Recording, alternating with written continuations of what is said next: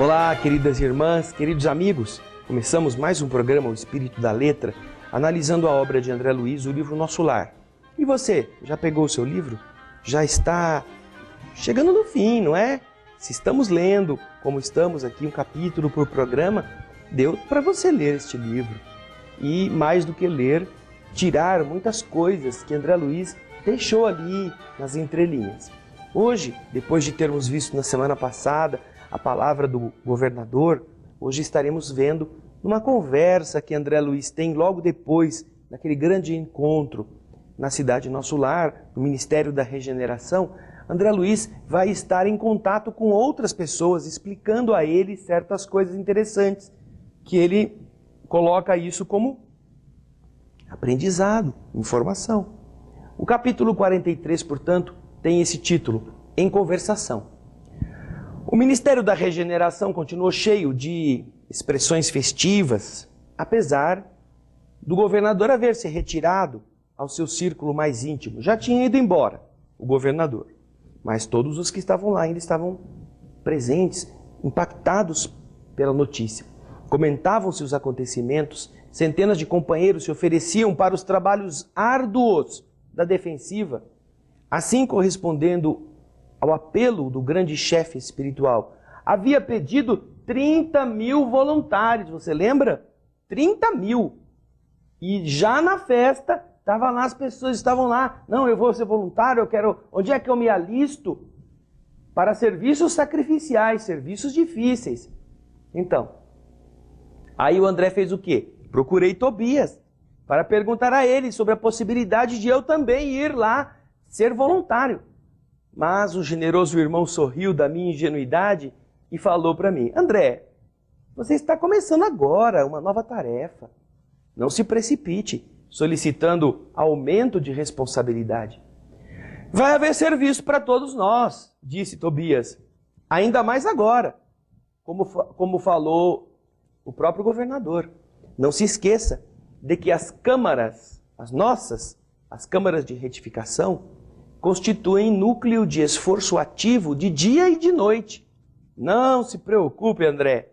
Recorde que se vão sair daqui 30 mil para ir lá para frente no serviço de vigilância, a nossa retaguarda, vai ficar grandes buracos, vai ficar grandes trabalhos a serem feitos.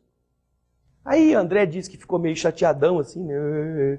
Tá, fazer o quê, né? Identificando o meu desapontamento, o bondoso companheiro, bem-humorado, ainda acrescentou depois de uma pausa: contente-se com a matrícula na escola contra o medo, hein, André? Creia que isso vai lhe fazer enorme bem.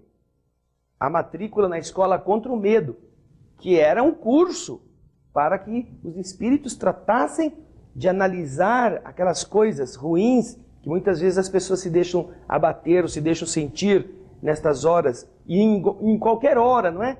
Que tenha um desafio pela frente, a escola contra o medo. Nesse instante, enquanto estávamos falando, o Lísias, lembra do Lísias, o assistente de enfermagem, o visitador de enfermagem lá do começo do livro, que era o filho da dona Laura, que cuidou do André? Então o Lísias veio e me abraçou. Ele também estava ali, apesar de ser o Ministério da Regeneração, ele era do auxílio. E ele fazia parte dos delegados do Ministério do Auxílio, que estava naquela fala do governador. Então, com licença de Tobias, eu saí em companhia de Lísias para conversar com ele mais intimamente. Aí ele me pergunta: André, você conhece o ministro Benevenuto aqui na Regeneração? O mesmo que chegou anteontem da Polônia? E eu respondi: não conheço não. Nunca vi mais gordinho, nunca vi esse Benevenuto, como que ele é? Só se for de longe, será que aquele lá assim? Então, vamos ao seu encontro, disse Lísias, envolvendo-me nas vibrações do seu imenso carinho fraterno. Há muito que tenho a honra de incluí-lo no círculo das minhas relações pessoais. Daí a momentos, estávamos no grande recinto verde, consagrado aos trabalhos desse ministro da Regeneração, que eu apenas conhecia de vista. Numerosos grupos de visitantes Trocavam ideias sob a copa de grandes árvores. Lísias conduziu-me ao núcleo maior, onde Benevenuto trocava impressões com diversos amigos e me apresentou com palavras fraternas, generosas. O ministro acolheu-me, cortês, gentil, admitindo-me na sua roda com extrema bondade. A conversação continuou nos rumos naturais e notei que se discutia a situação da esfera terrestre. Muito doloroso o quadro que nós vimos, comentava Benevenuto em tom grave. Habituados ao serviço da paz na América, nenhum de nós imaginava o que fosse o trabalho de socorro espiritual nos campos da Polônia. Não nos esqueçamos que os primeiros conflitos oficiais daquilo que se chamou Segunda Guerra começaram com a invasão da Polônia. Foi a primeira nação agredida de maneira direta. Tudo obscuro, tudo difícil. Não se podem ali esperar claridades de fé nos agressores, tampouco na maioria das vítimas, que se entregam totalmente às impressões pavorosas. Os encarnados não nos ajudam, apenas consomem nossas forças. Desde o começo do meu ministério, nunca vi tamanhos sofrimentos coletivos. E um dos companheiros que estava ali perguntou: e a comissão, que foi a Polônia, ficou muito tempo por lá? Todo o tempo que dispunham, disse o ministro. O chefe da expedição, o nosso colega do auxílio, julgou conveniente que permanecêssemos exclusivamente ligados à tarefa para enriquecermos melhor as observações e ganharmos com experiência. Com efeito, as condições não poderiam ser melhores para isso. Creio que nossa posição está muito distante da extraordinária capacidade de resistência dos abnegados servidores espirituais que ali se encontram em serviço. Todas as tarefas de assistência imediata funcionam perfeitamente, apesar do ar asfixiante saturado de vibrações destruidoras. Vejam só, estão falando de espíritos agora que estavam lá tratando de amparar aquele ambiente cruel. Apesar daquela atmosfera de guerra, ainda assim lá havia funcionamento perfeito das instituições espirituais, é claro. Vamos ver no próximo bloco como é que continua a conversa do ministro Benevenuto. Não saia daí não, daqui a pouco a gente volta.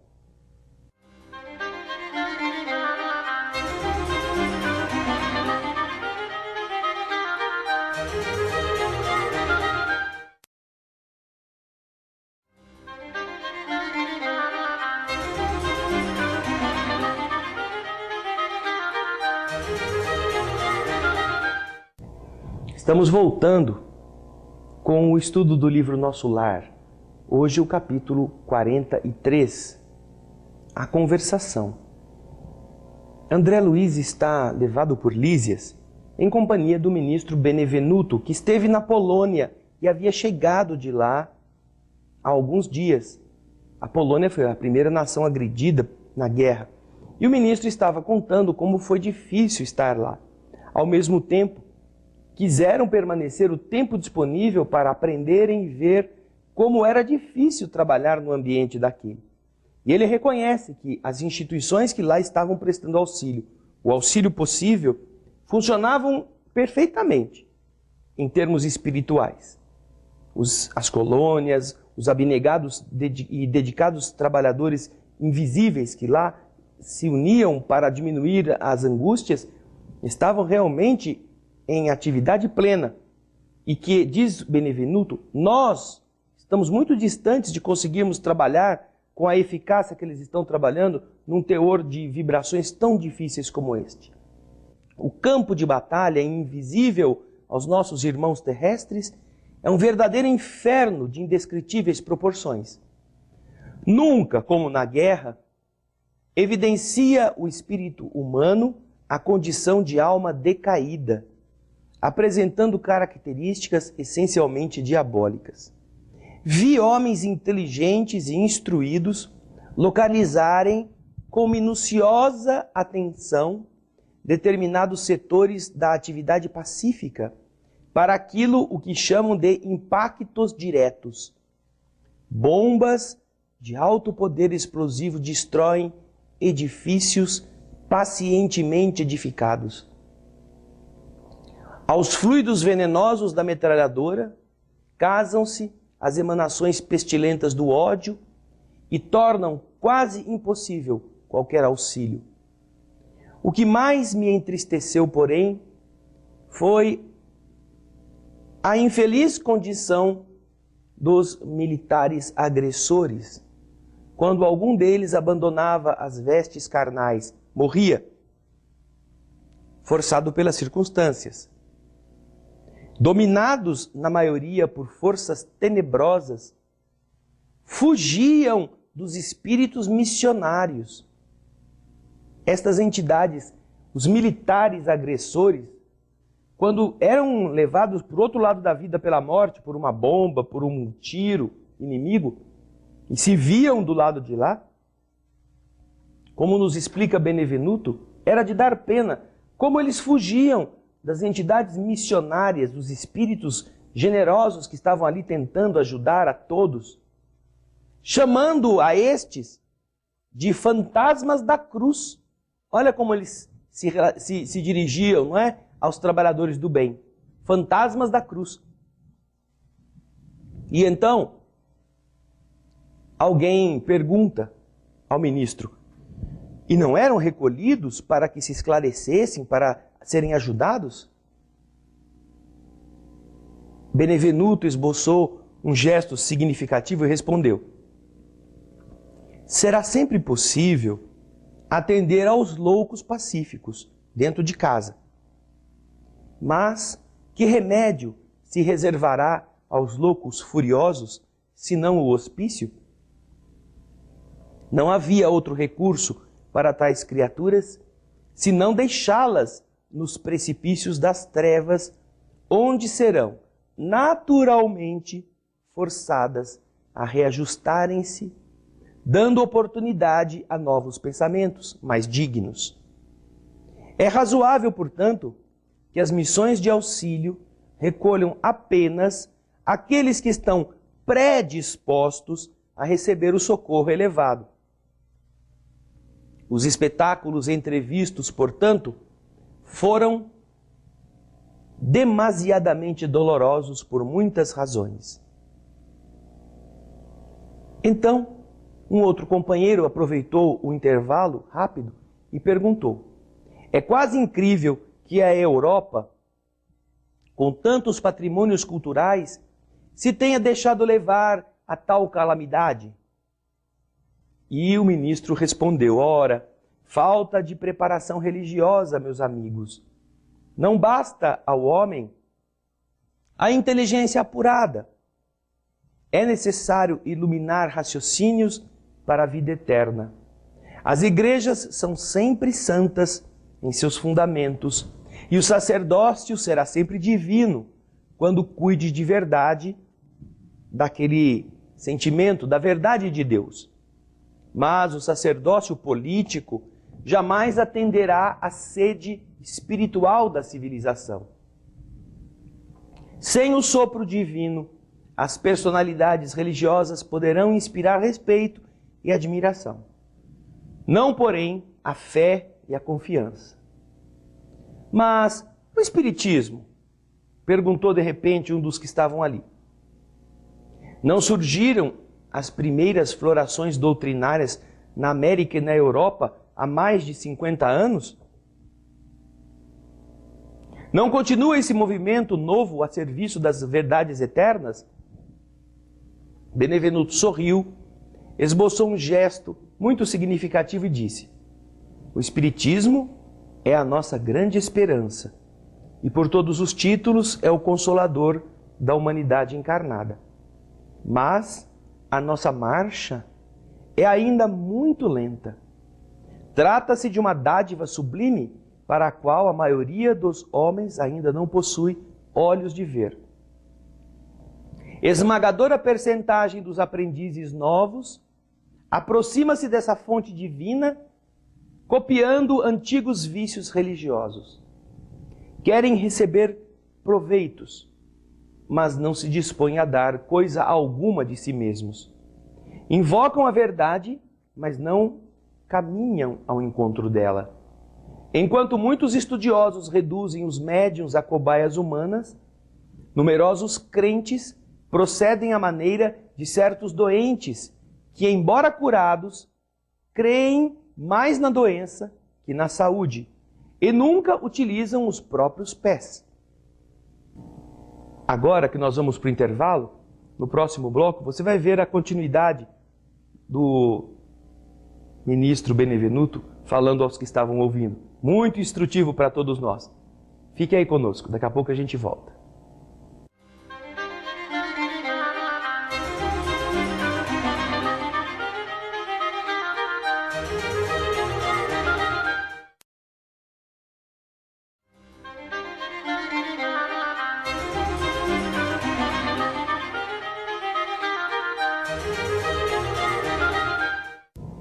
Estamos voltando com o programa O Espírito da Letra. Nós estávamos no bloco passado ouvindo o ministro Benevenuto falando na parte final sobre os espíritas, o espiritismo, como esta grande doutrina de amor poderá encarar estas coisas. E você já viu o ministro falando que apesar das grandes dádivas, ainda há pouco entendimento da grandeza por parte dos que bebem nesta fonte da tarefa que nos espera.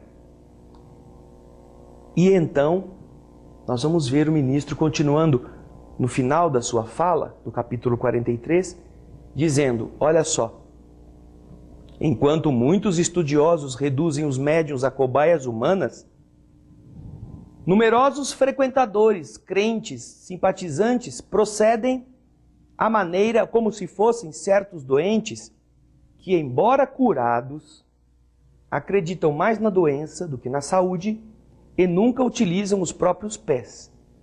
Querem sempre ser carregados. Querem sempre ter a desculpa de que estão com problemas, de que estão perturbados, de que estão perseguidos. Nunca querem eles mesmos serem solução para as suas dificuldades. Entendendo que os espíritos atuam, os espíritos ajudam, os espíritos protegem, mas é que cada um de nós é que tem que fazer o principal papel.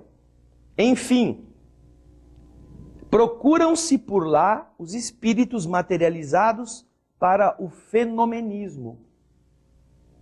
Esse fenomenismo que passa a toda hora.